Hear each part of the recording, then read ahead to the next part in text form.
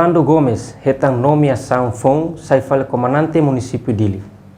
Comandante Município Dili, Superintendente Chefe Orlando Gomes, ba jornalista sira iha Comando Geral PNTL kai Koli Dili, quarta-feira Loronsano Loresing Rua, Fulan Julho Tinangne.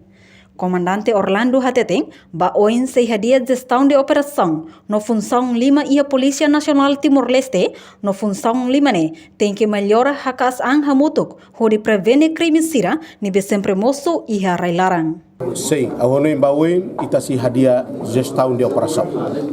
Ita si hadia gestão de operação, ita si hadia iha função lima iha Polícia Nacional Timor-Leste.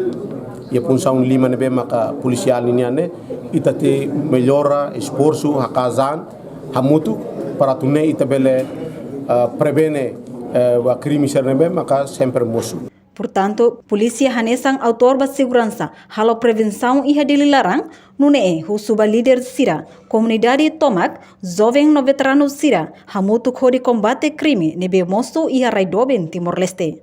Reportagem Melania Conceição, Televisão Timor Post.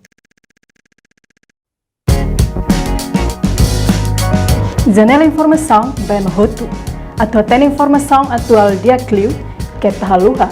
Anehan botão subscribe, like, halo comentário, no fahatutan ba media social Hotu.